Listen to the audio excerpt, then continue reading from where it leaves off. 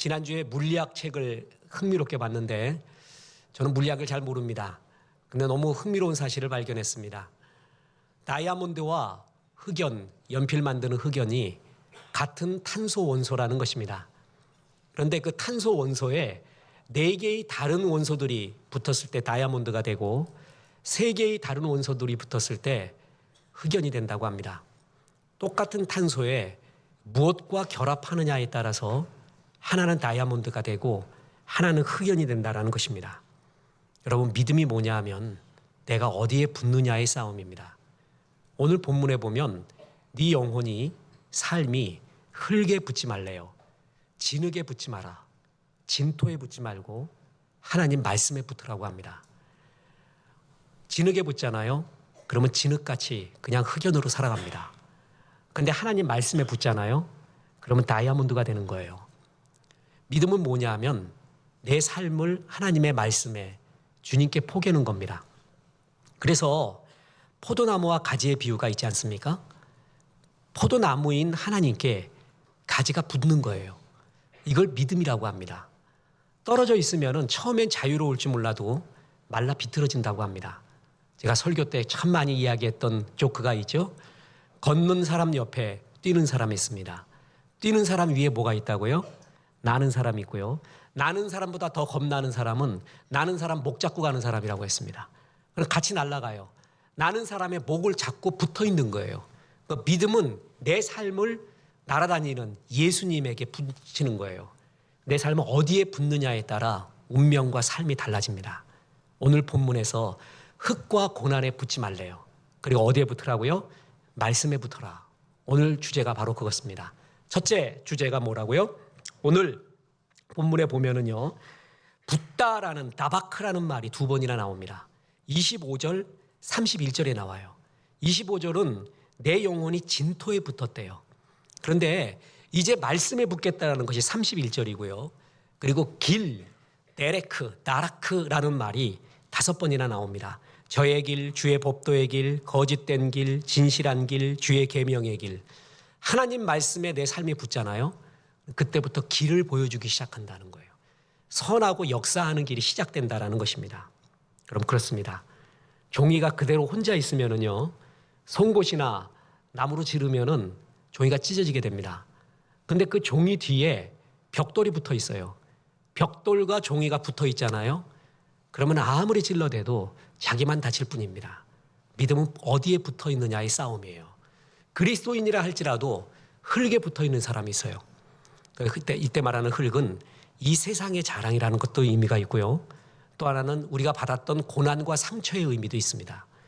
여기에 붙어 있잖아요. 그럼 그렇게 살아가요. 근데 하나님 말씀에 붙으면 그때부터 살기 시작합니다. 오늘 그 말씀을 나누고자 합니다. 이 본문의 첫 번째 교훈은 흙과 고난에 붙지 말라라는 것입니다. 자, 119편 25절 다시 한번 보겠습니다. 내 영혼이 진토에 붙어 싸우니 주의 말씀대로 나를 살아나게 하소서. 진토, 아파르라고 하는데 먼지와 흙을 상징합니다. 그리고 상징적으로는 수치와 저주, 수욕 이런 것들을 상징합니다. 그리고 또 하나는 세상의 자랑을 의미합니다. 붙었다라는 말은 다바크라는 말인데 거기에 붙어서 거의 하나가 되었다는 거예요. 그러니까 내 영혼이 진토에 붙었다 그러면은 내 영혼이 흙과 붙어서 흙과 거의 같아졌다는 거예요. 우리는 흙으로 살아서는 안 되잖아요. 흙은 언제 우리가 흙이 돼요? 죽을 때입니다. 너는 흙이니 흙으로 돌아갈지니라. 너 아담아, 너는 아담하다. 아담이라는 말이 붉은 흙이라는 말이거든요. 흙에서 만들어졌으니 흙으로 가라. 죽을 때의 얘기예요. 근데 살아서 움직여야 되잖아요. 그런데 너무 큰 고난을 당했습니다. 아픔을 당했습니다. 그래서 흙과 붙어버렸어요. 거의 죽음같이 되었어요. 그냥 흙처럼 살아갑니다. 28절에도 보면은 나의 영혼이 눌림으로 말미암아 녹사오니 녹는다, 달라프라고 하는데 물방울이 뚝뚝 떨어지다는 의미예요. 그래서 이 구절을 사역해 보면은요, 내 영혼이 슬픔으로 흐느낍니다. 새 번역에서는 내 영혼이 깊은 슬픔에 빠졌습니다. 사람이 큰 상처를 당하잖아요. 아픔을 당하잖아요. 그러면 그 아픔과 상처에 붙어버려요. 붙어서 같이 가요. 영원히. 여러분, 그게 바로 흙에 붙었다라는 이야기입니다. 유리를 이 정도의 높이에서 바닥에 던지잖아요. 그럼 항아리야 유리 제품은 깨져버립니다. 존재가 그냥 없어져 버려요. 어떤 사람은 고난과 상처로 인해서 그냥 존재가 없어지는 삶을 살아요. 어떤 사람은 진흙 같은데 진흙을 높은 곳에서 던지잖아요. 그럼 바닥에 쫙 붙어버려요. 그래서 그 바닥과 진흙이 그냥 붙어서 떨어지려고 하지를 않아요. 그게 진흙과 같은 삶이에요. 근데 공을 떨어뜨리잖아요. 공은 바운드돼서 튀어오릅니다. 오늘 너의 삶의 고난과 아픔과 눈물이 있는데 진흙과 같이 그 바닥에 떨어져서 그곳과 접해서서 딱 붙어서 아예 흙이 되어서 살지 말라. 그렇게 이야기합니다. 자, 보세요. 지난번에 이런 설교를 했죠. 상처 입은 피해자, 상처 입은 복수자, 상처 입은 치유자. 어떤 사람은 상처와 어려움을 당하잖아요. 내 피해의식 속에 살아요. 그 상처와 아픔 속에서 같이 하나가 되어 가요. 그게 붙어 있는 거예요. 흙에, 상처에. 어떤 사람은 이 붙어진 거에서 떨어지려고 해요. 그러면서 상처 입은 복수자가 돼요. 평생 자기가 갖고 있는 모든 힘을 전부 복수하는 데 쓰는 사람이 있어요. 더 저주스러운 사람입니다. 근데 상처 입은 치유자가 있어요. 예수님이 그랬죠. 모든 찔림과 아픔과 눌림과 고난을 당했어요. 근데 그것이 그 상처에 붙어버리는 게 아니라 복수하는 게 아니라 그 상처를 가지고 사람을 이해하고 치유하는 데 쓰임 받습니다. 유리는 깨져버립니다. 진흙은 붙어버립니다. 공은 튀어오릅니다. 너희는 흙에 고난에 붙지 마라.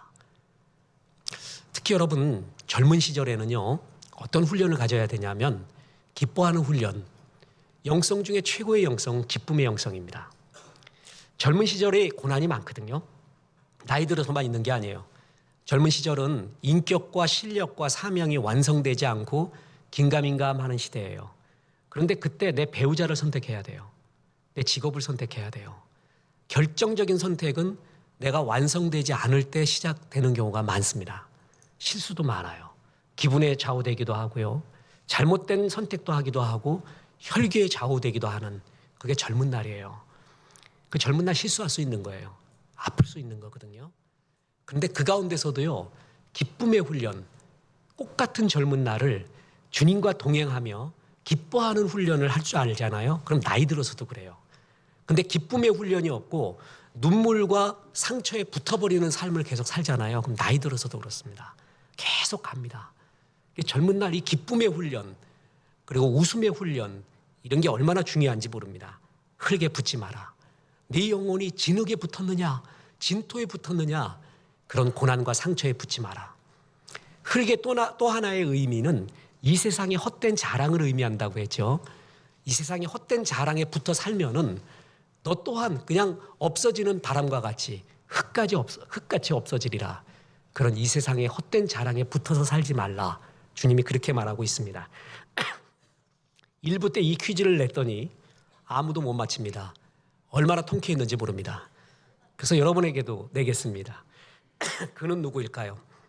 그는 1926년 2월 11일 날 죽었습니다. 그가 죽은 지 이틀 후인 2월 13일 동아일보는 무슨 낯으로 이 길을 떠나가나 라는 제목의 논설을 실었습니다.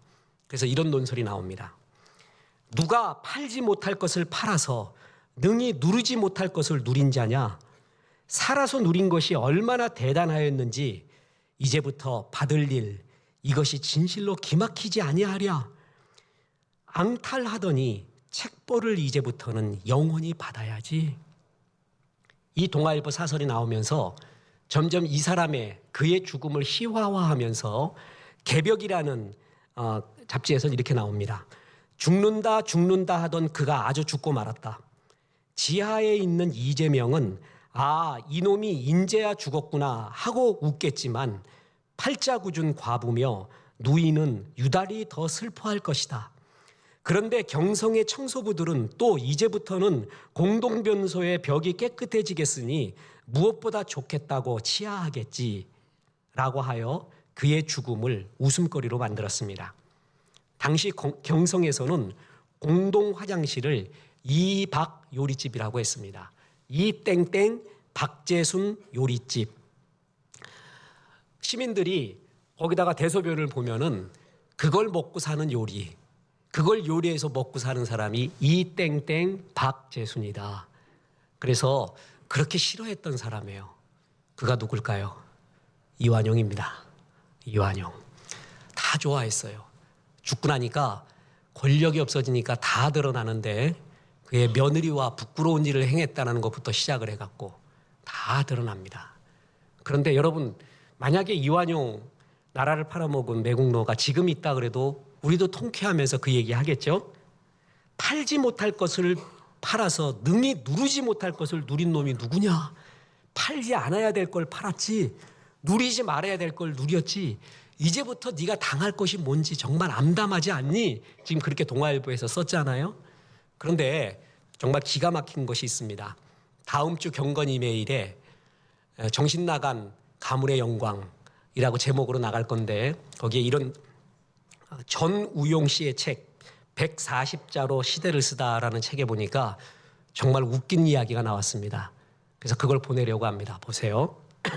이완용이 총리 대신이 되자 온 나라 사람들이 그를 일신의 영달을 위해 나라를 팔아먹은 매국노라 욕했으나 그 친척들은 가문의 영광이라며 기뻐했습니다.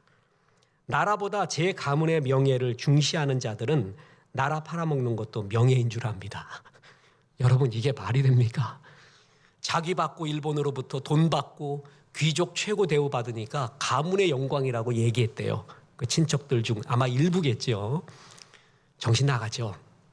흙에 붙어 있으면 이렇게 삽니다. 어떤 사람이요, 백주대낮에 시장에서 금을 훔치다가 잡혔습니다. 왕이 너무나 기가 막혀서 그를 불렀습니다. 너 백주대낮에 모든 사람이 보고 있는데 어떻게 금을 훔쳤느냐, 왜 그랬냐 그랬더니 황금의 눈이 어두워서 아무것도 안 보였습니다. 그러더라고요. 여러분, 흙이 너무 좋잖아요. 이 세상의 영광이 너무 좋아요. 육신의 정력, 안목의 정력, 이생의 자랑이 너무 좋아요. 거기에 온 마음을 뺏기고 있어요. 그러면 이완용 보고 가문의 영광이라고 말합니다. 정말 말도 안 되는 삶이죠. 그런 흙에 붙지 마라. 진토에 붙은 삶을 살지 마라. 이 세상 헛된 영광에 붙어 살지 마라. 그리고 이 세상에서 아무리 상처와 눈물을 당해도 거기에 붙어서 진흙처럼 붙어 있지 마라. 그게 오늘 말씀의 주제입니다. 두 번째 주제이자 결론이 뭐예요? 어디에 붙어라? 말씀에 붙어라. 말씀에 붙으면 살아나리라. 주님이 그 말씀을 하고 있습니다. 보세요. 31절. 내가 주의 증거들에 매달려 싸우니 여호와여 내가 수치를 당하지 말게 하소서. 오늘 붙는다 라는 단어가 두 번 나온다 그랬죠. 25절에 나왔는데 31절에 나오는 매달려 싸우니, 이것도 나바크라는 걸로 붙었다라는 단어와 동일합니다. 그러니까 뭐예요? 내가 이제 전에는 진흙에 붙어 있었으나, 흙에 붙어 있었으나 이제는 주의 증거 하나님의 말씀에 붙겠습니다. 여호와여 내가 수치를 당하지 않게 하소서. 그렇습니다. 믿음은 뭐냐 하면 하나님의 말씀에 붙는 겁니다. 문제에 붙거나 눈물에 붙거나 헛된 영광에 붙어 있는 게 아니라 주의 말씀에 붙으면서부터 시편 119편 오늘의 말씀은 하나님 말씀에 붙었을 때 계속 살아난다는 거예요. 보세요. 첫 번째 살아난대요. 25절 보세요. 내 영혼이 진토에 붙어 싸우니 주의 말씀이 임하면, 주의 말씀대로 살면 나를 살아나게 하소서. 하나님의 말씀은 어떻게 돼요? 살려내요. 뿐만 아니라 큰 위기잖아요. 진흙에 붙은 것 같은 위기가 생겼어요. 근데 하나님 말씀이 임하면요, 거기서 헤어나오는 길을 가르쳐 준대요. 26절.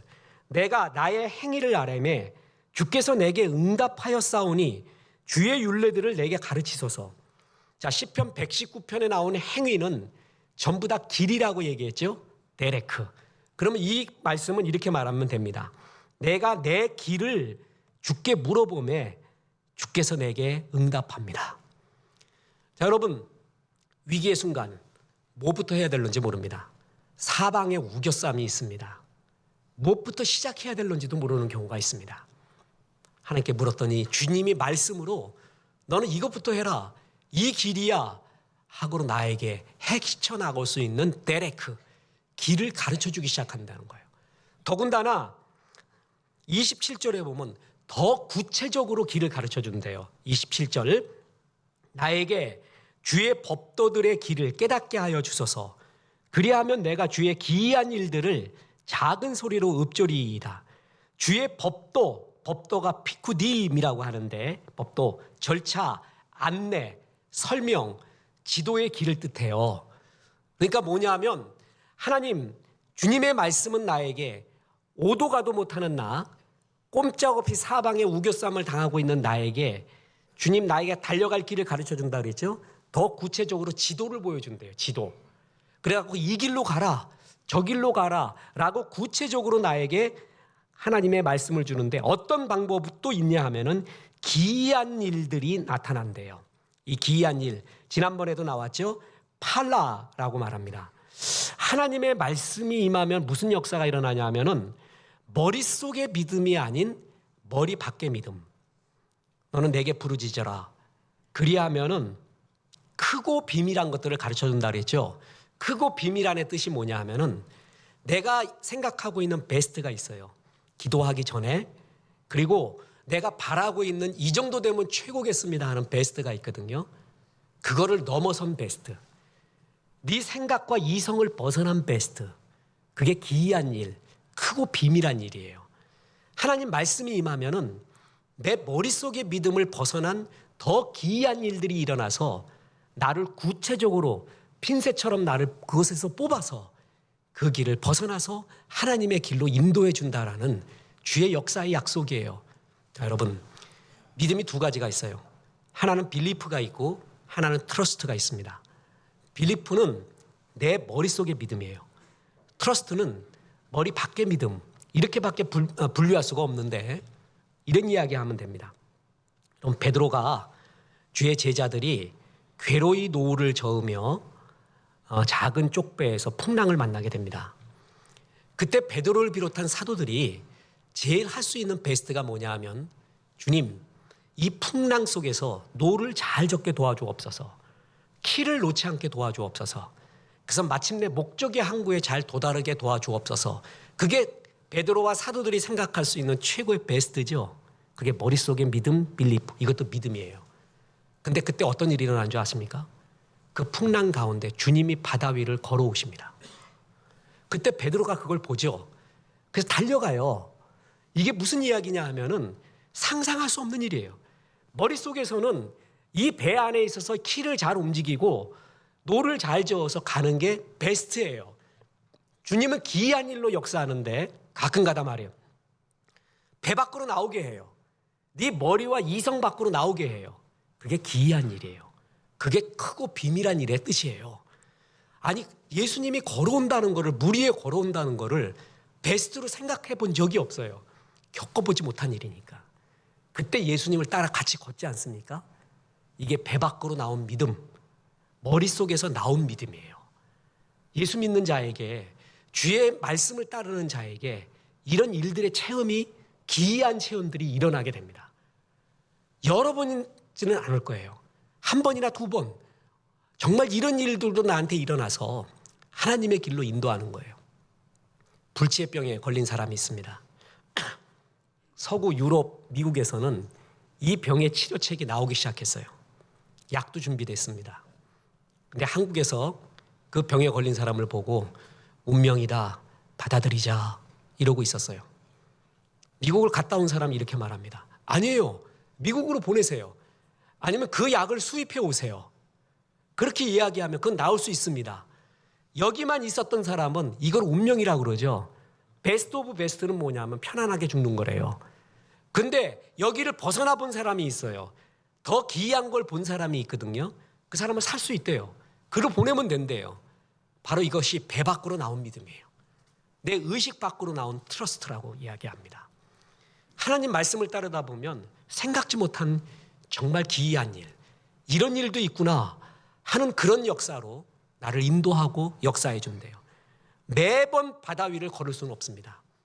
그러나 이 기이한 일을 체험했던 그 체험이 어떤 결정적인 위기에서도 하나님이 우리 생각과는 다른 방법으로 역사해 주겠거니 하면서 생각을 내고 믿음이 생겨난대요.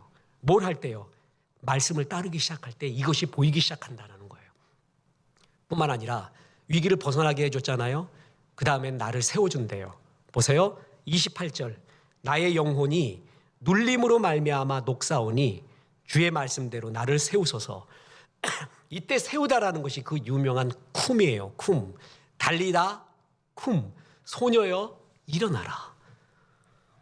여러분 나를 살려주고요.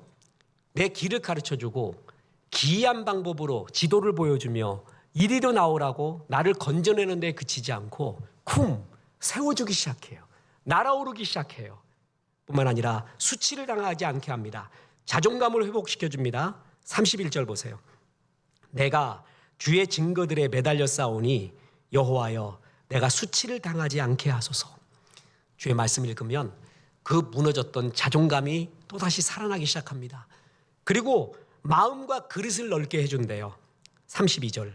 주께서 내 마음을 넓히시면 내가 주의 계명의 길로 달려가리이다. 진흙과 같이 붙어 살았습니다. 고난과 눈물이 내 운명이겠거니 하고 붙어서 같이 갔어요. 흙과 같은 운명이었어요. 흙의 영광이 그렇게 좋았어요. 없어지는 건데 말이에요. 안개 같은 건데 말이에요. 그러다가 이제 말씀에 붙기 시작했습니다. 그러니까 살아나기 시작해요. 나의 결정적인 위기에서 벗어날 길을 주께 물었더니 주의 말씀이 나에게 길을 가르쳐 주기 시작해요. 때로는 기이한 일, 신비한 일로 나를 이끌어내서 지도로 나를 인도해 갑니다. 뿐만 아닙니다. 나를 날아오르게 세워줍니다. 뿐만 아닙니다. 자존감, 이 고난 때문에 무너졌던 모든 자존감과 수치를 세워주기 시작합니다. 그리고 마음을, 그릇을 넓게 합니다. 그 가운데서 하나님의 은혜와 복을 담을 수 있는 더 큰 그릇을 만들어 간다는 거예요. 사실 오늘 본문 구절이 정말 좋은 구절이에요. 저도 어려움 당할 때마다 오늘 본문 구절을 막 10번 읽고 100번 읽어보십시오. 그리고 주님 믿습니다 해보세요. 말씀은 실상이라 그랬어요. 그대로 역사가 돼요. 신비하고 기이한 일도 우리에게 아직도 남아 있습니다.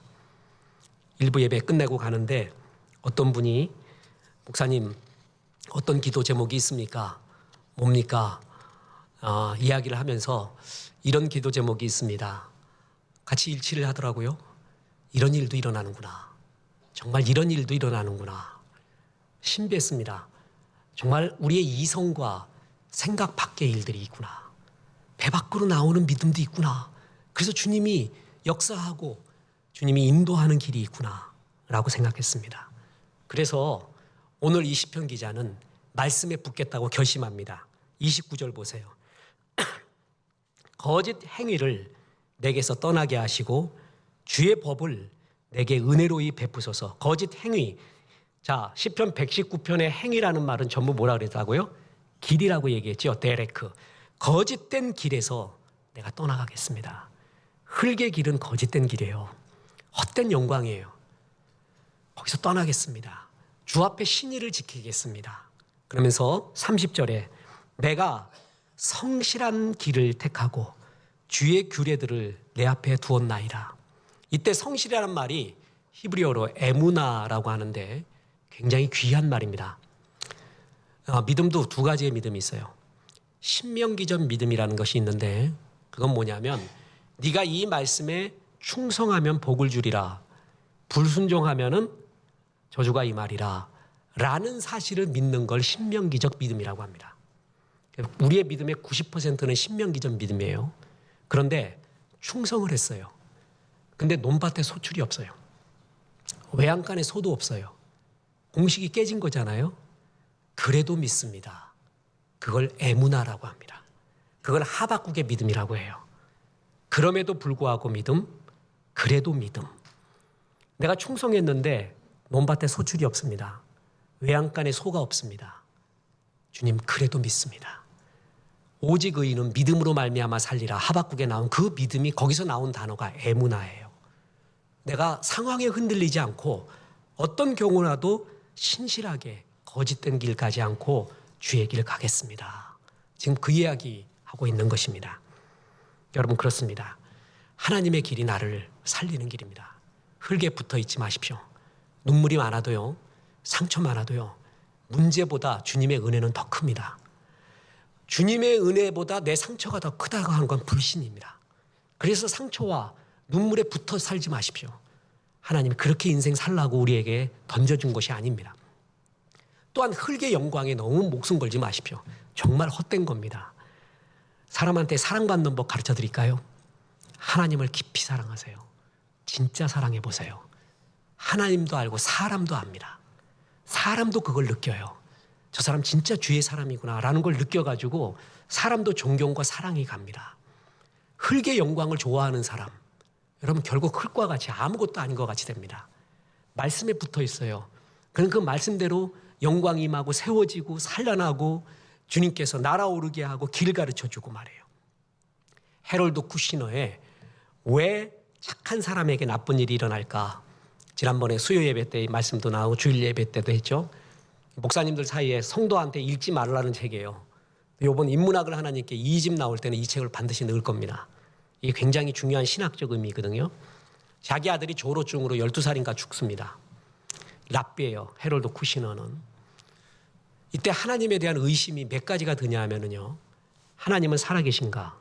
하나님은 선하고 사랑하시는가? 하나님은 능력이 있는가? 이 세 가지가 고난당할 때 항상 의심이에요. 이게 신학적 문제거든요. 근데 하나님 살아계시대요. 우리를 사랑하고 선하시대요. 그러나 고칠 능력이 없다. 헤롤드 쿠시너는 그렇게 결론 내립니다. 올마이티 갓이 아니래요. 그래서 악의 문제를, 고통의 문제를 그렇게 해결합니다. 그래서 악과 고통은 주님이 준 것도 아니고 교훈을 위해 준 것도 아니고 우연히 만들어진 거다. 이런 식으로 결론을 내리거든요. 그런데 그것보다도 그의 서론에 쓴 글이 저한테는 굉장히 임팩트로 다가왔습니다. 거기에 이런 글이 나옵니다. 모든 문제는 단 한 가지 물음에서 출발한다. 왜 바르게 사는 사람에게 나쁜 일이 일어나는가? 다른 모든 신학적 대화들은 지적 유희에 불과하다. 이 말이 정말 맞아요. 사람이 말해요. 몸이 아파요. 그리고 관계가 깨졌어요. 사업도 실패하고 돈도 다 잃었어요. 여기에 답해 줄 수 없는 이야기, 이거에 도움되지 않는 이야기, 나의 이 결정적 실존에 도움이 안 되는 이야기는 지적인 유의래요. 더 쉽게 이야기할까요? 이런 것에 응답하는 하나님, 이걸 정말 어루만져 주시고 이거를 이기게 하는 힘이 없다면은 그게 신학이냐 성경이냐 그 얘기예요. 나머지는 지적 유의래요. 참 그게 굉장히 임팩트가 있었습니다. 마르다 이야기 아시죠? 마리아와 마르다. 이 마르다가 대단한 여자예요. 대가리가 단단하다는 게 아니라 좀 그런 데도 있는 것 같아요. 예수님도 가르치셨던 사람이 마르다예요. 유일하게. 그래갖고 마리아가 하도 일 안 하고 예수님 옆에 있으니까 마리아 보고 일지 좀 하게 해달라고 해주십시오. 그런 소리 하고요. 자기 오라비가 죽었어요. 나사로가.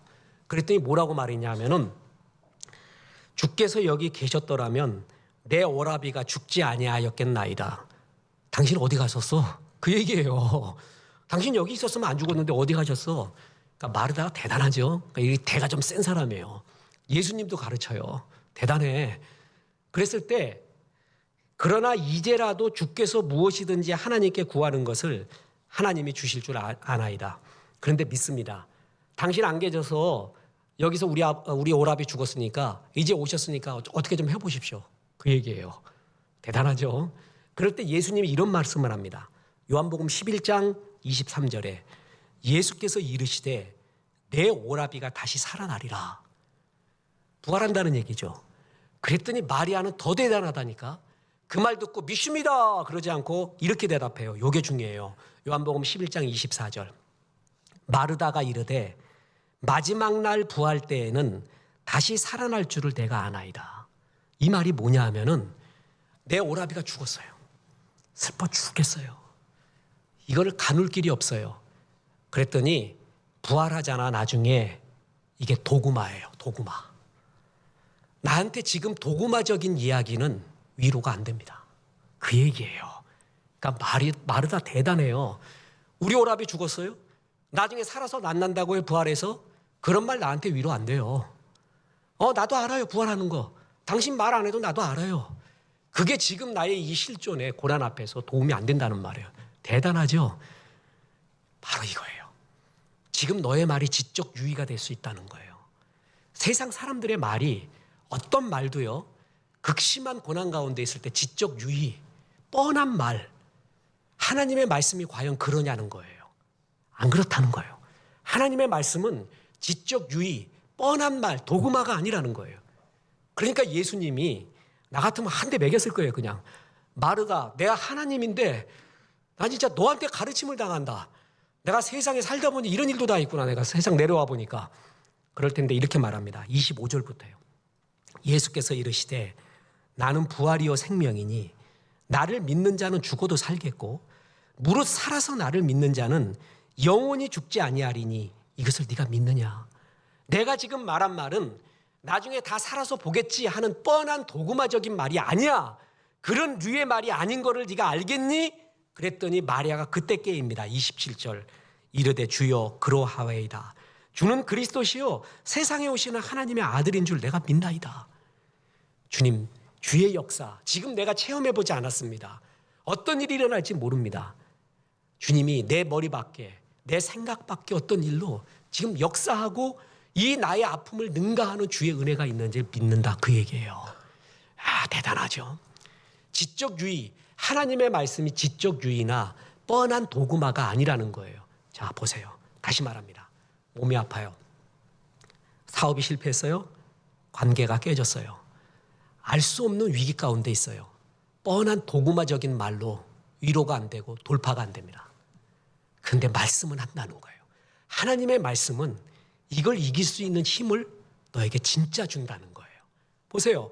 데살로니가전서 2장 13절에 보면 이러므로 우리가 하나님께 끊임없이 감사함은 너희가 우리에게 들은 바 하나님의 말씀을 받을 때에 사람의 말로 받지 아니하고 하나님의 말씀으로 받음이니 진실로 그러하도다. 이 말씀이 또한 너희 믿는 자 가운데서 뭐 하느니라? 역사. 정말 하나님의 말씀으로 받잖아요? 그럼 그 말씀은 뭐 한다고요? 역사를 한다는 거예요. 역사. 진짜 그 위기에서 널 일으키고 널 살리고 체험을 할 수가 있다는 얘기예요. 말씀이. 설명할 길이 없는 말씀의 체험이에요. 그냥 그 말씀이 다가와요. 역사했다라는 것이 그냥 믿어져요. 결정적인 결정의 순간에 기도를 하는데요. 하나님의 말씀이 형광펜을 탁탁탁탁 그으면서 척척척척 넘어갔어요. 여러분, 그게 한 번도 안 본 말씀이 아니라 무지하게 봤어요. 나이만큼 보았어요.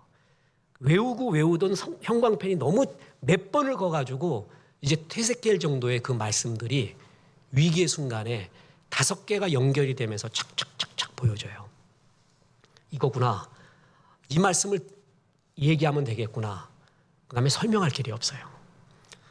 목회가 뭐냐고 물어봤어요. 제가 원래 신학 교수 되려는 사람이었는데 목회가 뭡니까? 하나님이 번제가 뭔지 아네요. 불태워버리는 번제. 내가 거기서 너희를 만나고 말하리라. 하나님이 무소부재하지만 구체적으로 만나준다는 장소. 그리고 말해준다는 거. 주님이 만나고 내 문제에 대해 말해주면 다 끝난 거 아니겠어요? 그게 번제래. 번제 때. 예배 때라는 거예요. 예배 때. 그 예배도 그냥 예배가 아니라 불태워버리래.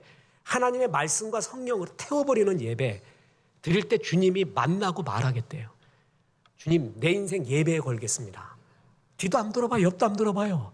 그거예요. 그냥 말씀이 살아서 진짜 역사하고 내 길을 가르쳐 주는 거예요. 이게 정말 얼마나 좋은 체험이고 그 말씀대로 그 길대로 갔더니 진짜 역사가 일어나고 진짜 하나님의 뜻이었고 말이에요. 오늘 시편 119편 이 기자의 감동을 정말 이해합니다. 진흙에 붙지 마라. 네 영혼이 진토에 붙을 수 있다. 너무 고난이 커서 거기에 고난과 눈물에 붙어 살 수 있다. 그렇게 살지 마라. 흙이 너무 좋아서 흙의 영광 속에 붙어 있을 수 있다. 그렇게 살지 마라. 가시떨기 나무 되지 마라. 재리와 그리고 세상 영광 때문에 열매를 못 맺는 그런 가시떨기에 심겨진 나무 되지 마라. 그거 다 헛된 거다. 말씀에 붙어라.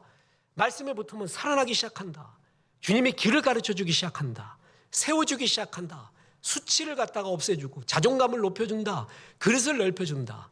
그 길이 너의 살린 길이다. 이걸 믿습니다. 여러분, 그래서 하나님 뜻 발견하기 위해서요, 믿습니다 기도도 좋은데 작정을 하잖아요. 항상 무슨 기도의 작정을 할 때는요, 성경을 읽으세요. 자기 마음속에 이번에는 로마서 읽겠습니다. 이번에는 시편만 읽겠습니다. 이번에는 사복음서 읽겠습니다. 한 3번 읽겠습니다. 그리고 작정 기도의 기간에는 성경을 계속 보면서 기도하는 거예요. 그때 다가오는 주의 말씀이 있습니다. 그게 나를 살립니다. 그리고 이 말씀의 체험들을 계속하는 거예요. 그게 쌓여가는 거예요. 그게 내 그릇이 넓혀지고 오늘 구절처럼 마음이 넓어지는 거예요. 그때부터 담대함이 생기고 주님이 함께 하신다는 확신이 생기고 역사가 일어납니다. 여러분, 이래서 말씀으로 살아나십시오. 듣는 자는 살아나리라. 살아나서 많은 사람 살리는 영혼 되기를 주 예수의 이름으로 축원합니다.